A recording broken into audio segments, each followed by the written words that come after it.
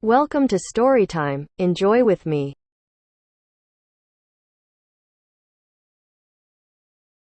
A Walk in Amnesia by O. Henry.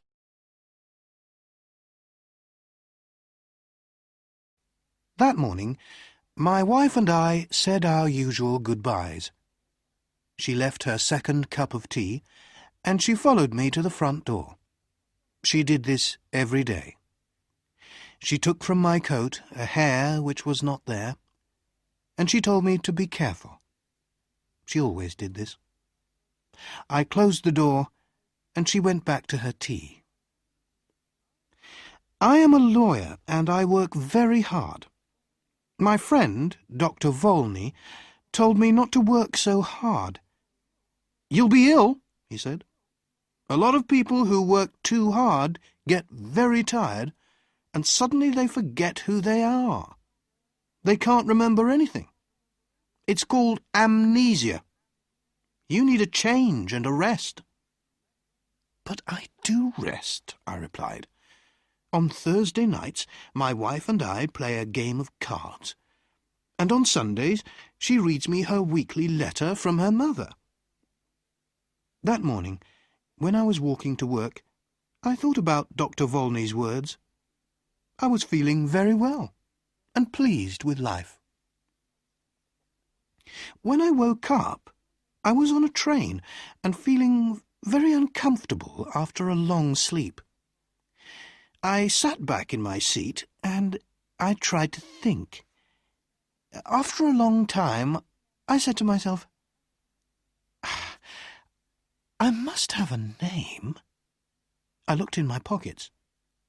No letter, no papers, nothing with my name on. But I found $3,000. I must be someone, I thought. The train was crowded with men who were all very friendly. One of them came and sat next to me. "Hi, my name's R.P. Boulder, Boulder & Son from Missouri. You're going to the meeting in New York, of course. What's your name?" I had to reply to him, so I said quickly, "Edward Pinkhammer, from Cornopolis, Kansas." He was reading a newspaper, but every few minutes he looked up from it to talk to me. I understood from his conversation that he was a druggist, and he thought that I was a druggist too. "Are all these men druggists?" I asked. "Yes, they are," he answered. "Like us, they're all going to the yearly meeting in New York."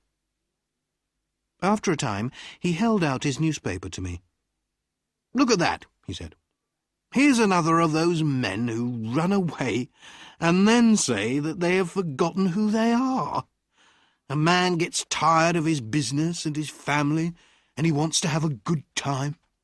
He goes away somewhere, and when they find him, he says that he doesn't know who he is and that he can't remember anything." I took the paper and read this. "Denver, June 12th. Elwyn C. Belford, an important lawyer in the town, left home 3 days ago and has not come back. Just before he left, he took out a lot of money from his bank. Nobody has seen him since that day. He is a quiet man who enjoys his work and is happily married. But Mr. Belford works very hard, and it is possible that he has amnesia." "But sometimes people do forget who they are, Mr. Boulder," I said. "Oh, come on," Mr. Boulder answered. "It's not true, you know. These men just want something more exciting in their lives. Another woman, perhaps. Something different."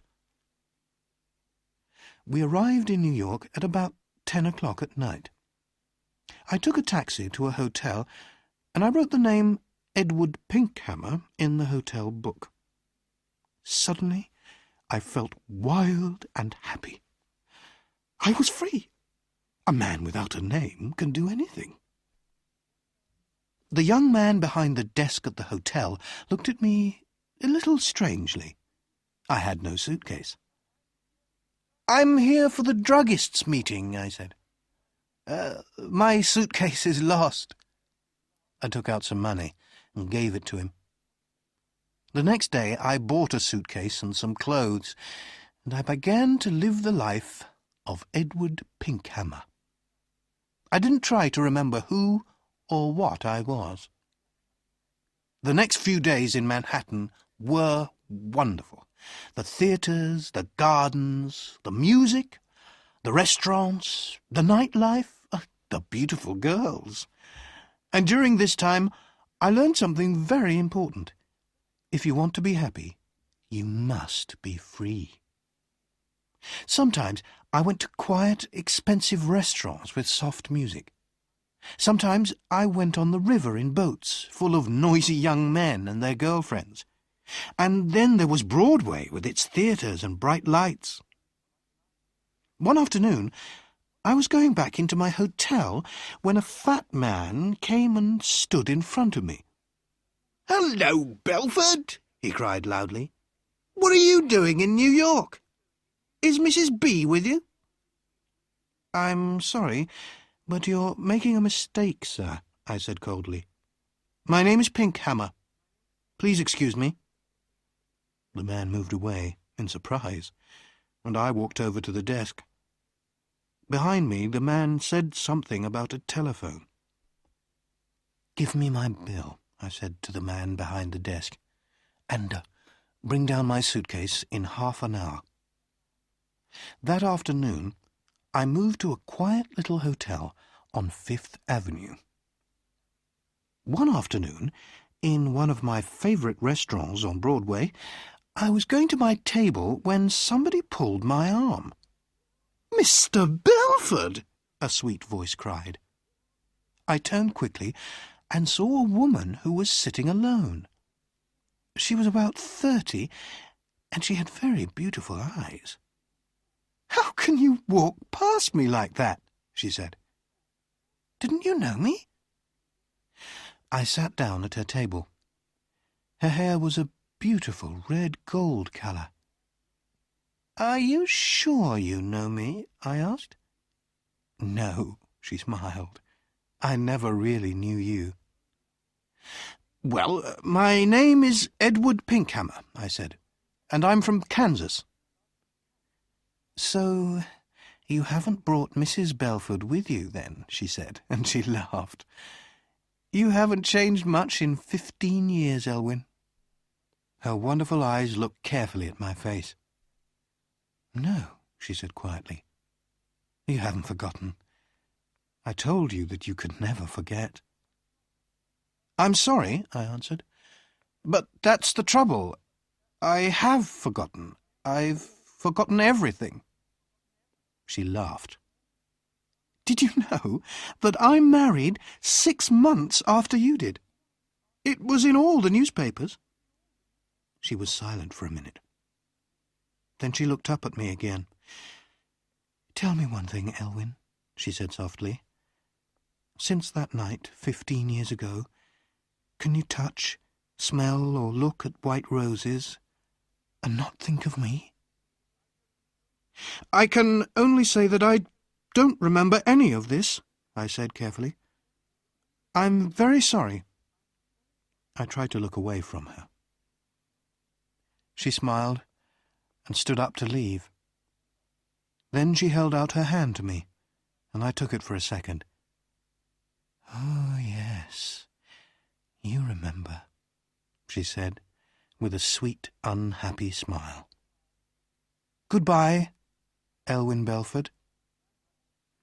That night I went to the theatre, and when I returned to my hotel, a quiet man in dark clothes was waiting for me. "Mr. Pinkhammer," he said, "can I speak with you for a minute? There's a room here." I followed him into a small room. A man and a woman were there. The woman was still beautiful, but her face was unhappy and tired. I liked everything about her. The man, who was about 40, came to meet me. "Belford," he said, "I'm happy to see you again. I told you that you were working too hard. Now you can come home with us. You'll soon be all right."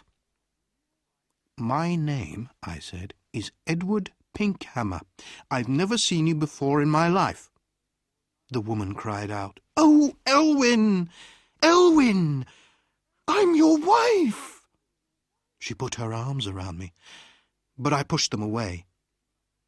"Oh, Dr. Volney, what is the matter with him?" the woman cried. "Go to your room," the doctor said to her.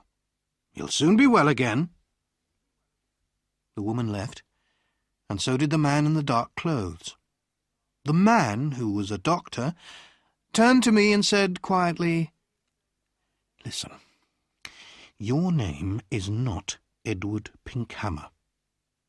"I know that," I replied, "but a man must have a name." "Why not Pinkhammer?" "Your name," the doctor said, "is Elwyn Belford. You are one of the best lawyers in Denver, and that woman is your wife." "She's a very fine woman," I said, after a minute. "I love the colour of her hair." "She's a very good wife," the doctor replied. "When you left 2 weeks ago, she was very unhappy. Then we had a telephone call from a man who saw you in a hotel here." "I think I remember him," I said. "He called me Belford. Excuse me, but who are you?" "I'm Bobby Volney.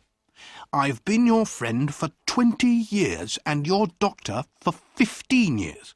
Elwyn, try to remember." "You say you're a doctor," I said. "How can I get better? Does amnesia go slowly or suddenly?" "Sometimes slowly, sometimes suddenly." "Will you help me, Dr. Volney?" I asked. "Old friend," he said, "I'll do everything possible." "Very well. And if you're my doctor, you can't tell anybody what I say?" "Of course not," Dr. Volney answered. I stood up. There were some white roses on the table. I went over to the table, picked up the roses, and threw them far out of the window. Then I sat down again. "I think it will be best, Bobby," I said, "to get better suddenly. I'm a little tired of it all now. Go and bring my wife Marion in now." "But, oh, Doctor," I said with a happy smile. "Oh, my good old friend. It was wonderful."